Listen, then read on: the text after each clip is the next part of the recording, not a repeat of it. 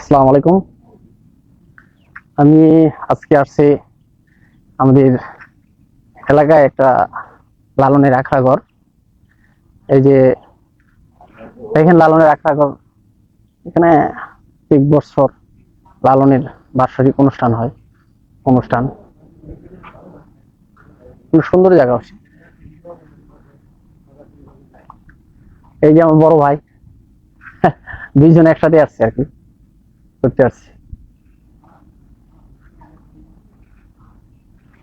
আপনি যদি কাশীপুর নারায়ণগঞ্জ লালনের আখড়া ঘরে আসতে চান তাহলে আসতে পারেন। লালনের আখড়া ঘরে বসলে মনে হবে সব প্রশ্নর উত্তর লুকিয়ে আছে মানুষের ভিতর। মানুষ বুঝলে সোনার মানুষ হবি। লালনের এই বাণী আজও মানুষকে পথ দেখায়। কাশীপুরে এই শান্ত পরিবেশে লালন দর্শন যেন হৃদয় ছুঁয়ে যায়। শহরের কোলাহল থেকে একটু দূরে কাশীপুরে লালনের এই আখড়া ঘরে এসে বুঝলাম মানুষ যতই আধুনিক হয় ততই নিজের ভিতরের মানুষটাকে সে হারিয়ে ফেলে। লালন শুধু গানই নয়, এক জীবন্ত দর্শনের নাম। এখানে দেওয়াল আছে, ছাদ আছে, স্মৃতি আছে, কিন্তু সবচেয়ে বেশি আছে মানুষের খোঁজ। লালন শিখিয়েছেন আগে মানুষ ভোজো এবং মানুষ হও। আজও সেই কথার প্রতিধ্বনি শোনা যায় আখড়া ঘরের এই নীরবতায়। লালনের আখড়া ঘরে এসে মনে হলো জীবনের সবচেয়ে বড় পরিচয় নাম কিংবা পদবী নয়, সবচেয়ে বড় পরিচয় হলো তুমি কতটা মানুষ। মানুষ চিনতে শিখলে পৃথিবী চিনবে। লালন শুধু গান লিখেনি, মানুষ হওয়ার পাঠ লিখে গেছে। যেখানে প্রশ্নের চেয়ে উপলব্ধি বড়,